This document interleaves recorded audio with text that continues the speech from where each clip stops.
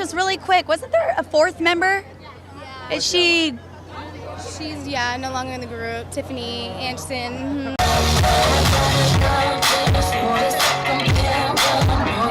What happens when a girl group isn't born in a studio but in a boardroom? When the harmonies matter less than the headlines, and the spotlight is aimed at chaos instead of craft? They said that they were looking for the group to not be urban any longer, and kind of urban, so I just didn't fit into the new puzzle that they're going to create. Girlicious was supposed to be the next Pussycat Dolls, a glittery handoff from one franchise to another, but behind the boas, the confetti, and the reality TV edits, the story was never really about music. It was about branding, control, and how quickly a manufactured dream can turn into a very real nightmare.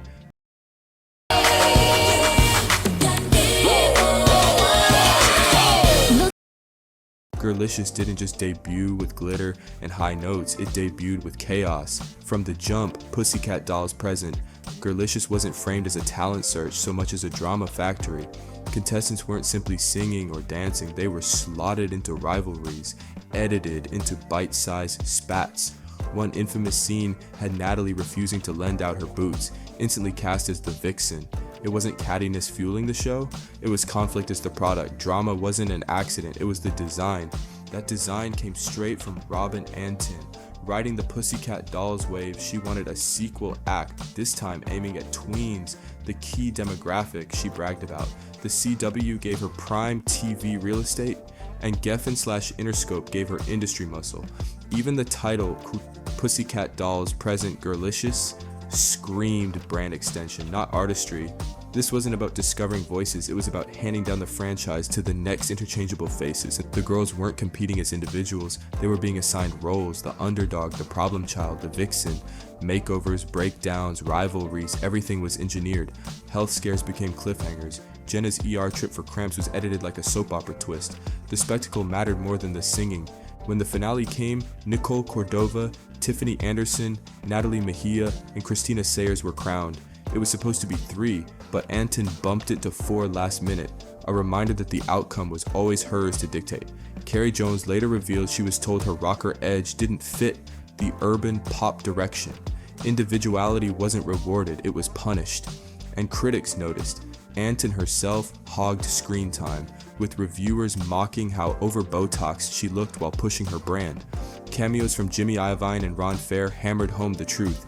This wasn't a fairy tale about chasing dreams. It was a corporate assembly line for marketable faces, wrapped in empowerment packaging. Hey, Girlicious, really quick, wasn't there a fourth member? Yeah. Is she? She's no longer in the group. Tiffany Anderson. The real test came once the lights dimmed. Could Girlicious hold their own without the TV spectacle? In Canada, the numbers said yes, at least at first. Their debut album, Girlicious, dropped August 12, 2008, and shot to number 2 on the Canadian albums chart, quickly going platinum. The singles told a similar story. Like Me opened strong at number 4 in the Canadian Hot 100.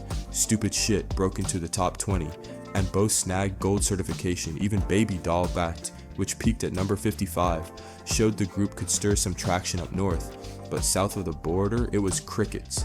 In the US, the album didn't chart at all. That silence was deafening, especially for a group born out of an American primetime show and backed by Interscope/Geffen muscle. Critics wasted no time tearing into them. Slant magazine called them nothing more than a shoddy reality show creation, a trashy carbon copy of the Pussycat Dolls. The problem was clear. The branding leaned so hard on sex appeal and a prefabricated feisty image that whatever measure of individuality the members had got smothered. The Canadian charts made it look like a win, but underneath it was hollow, flash without staying power. And soon the cracks showed. By June 2009, barely a year in, Tiffany Anderson was out. I'm no longer a part of the group. I'm no longer a part of Girlicious. Robin Antin and the new label, they were looking for a new direction for the group. Her exit echoed the same problems that had dogged the group from the start: heavy-handed management, label-driven pivots, and friction behind the scenes. She later explained that Robin Antin and the label didn't want Girlicious leaning urban anymore. They wanted to redirect the sound, but it wasn't just the music. "A couple of the girls and I didn't have the same values or the same morals," she admitted, a blunt hint that personality clashes and deeper conflicts were at play beneath the glossy rollout.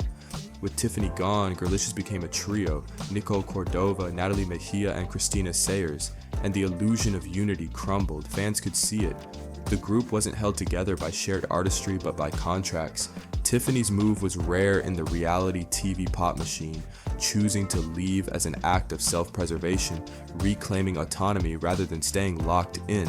Meanwhile, the remaining three pressed on with Rebuilt, but the storyline had already shifted. The Canadian chart wins mattered less than the growing perception that Girlicious was defined more by meddling and mess than music.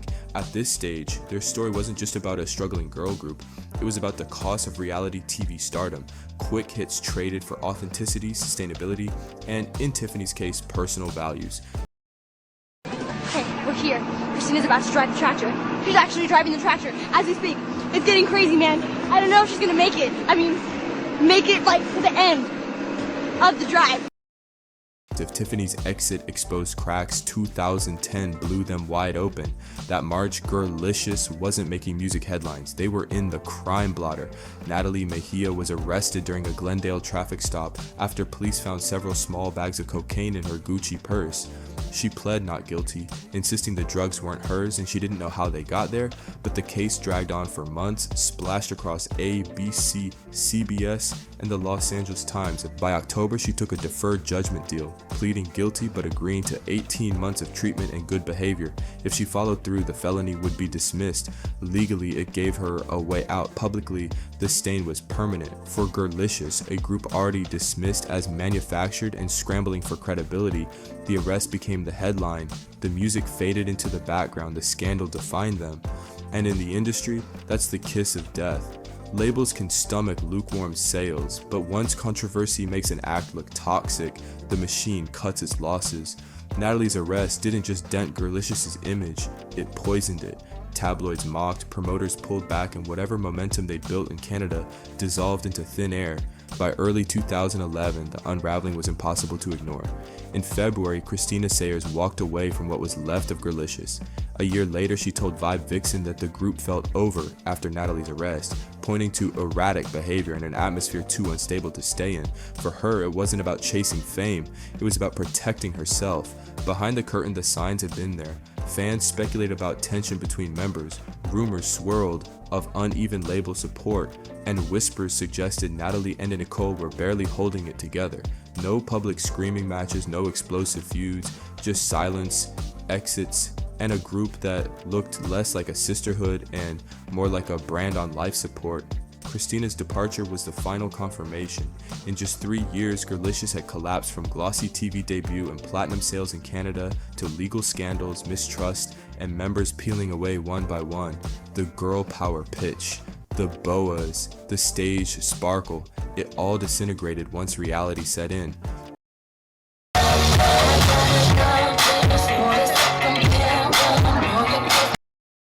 By the time Rebuilt arrived in November 2010, Girlicious was already limping. Marketed as a clean reset, the Universal Music Canada release ditched the debut's urban pop lean for glossy dance beats, but the pivot only exposed how shaky things were. The singles sputtered, Over You stalled at number 52, Maniac slipped to number 74, and 2 in the Morning flickered briefly at number 35 before fading. With no real push outside Canada, the album never stood a chance of matching the fluke success of their debut. In the US, it might as well not have existed. Offstage, the unraveling sped up. By early 2011, both Christina Sayers and Natalie Mejia had bowed out, citing instability and clashes that had become impossible to ignore. That left Nicole Cordova alone to carry the name, a weight far too heavy for one member. By mid-year, even she admitted the group was effectively on hiatus. When Universal scrubbed Girlicious from its roster in 2012, The quiet erasure made it official. The label had pulled the plug. What followed was less about a group and more about scattered survival. Tiffany Anderson, gone since 2009, reinvented herself entirely, walking away from music to establish a career as a visual artist and speaking bluntly about the toxicity she endured. Natalie Mejia, forever shadowed by her 2010 arrest, found it harder to reframe her image. She popped up occasionally, most visibly dancing in Pitbull's Give Me Everything video in 2011, but her trajectory bent toward the background, the scandal sticking tighter than any single ever could. Alive, showing flashes of the vocal power the show once teased, and by 2016 she put out an indie EP, LEO, but despite the effort, mainstream traction never came. Over time, Christina stepped away, choosing a quieter life instead of chasing an industry that had already burned her. Nicole Cordova, the last to hold the Girlicious name, clung to the dream longest. She resurfaced with Girls United, then tried her hand at the X Factor USA in 2013, but even with that second shot at reality TV exposure, the spark never caught. Like her bandmates, Nicole found herself trapped under the weight of Girlicious's manufactured legacy, proof of how hard it is to rebrand when the market has already moved on. In hindsight, their story feels less like a pop fairy tale and more like a blueprint for the dangers of reality TV stardom. Yes, they scored platinum success in Canada, but without true infrastructure or a global push, the foundation was brittle. Once scandals hit and members fractured, the label's patience vanished. No makeover, no genre switch, no glossy rollout could hide the hollow core, and the cost wasn't just commercial. Each member had to navigate the fallout in deeply personal ways, some through art, some still chasing music, others stepping away completely. But none could fully shake the baggage of being packaged, promoted, and discarded by an industry that prizes drama and optics over genuine artistry. Girlicious's rise and collapse underline a brutal truth. The machine can mint stars overnight, but when it moves on, the people behind the brand are left to patch together both their careers and their sense of self.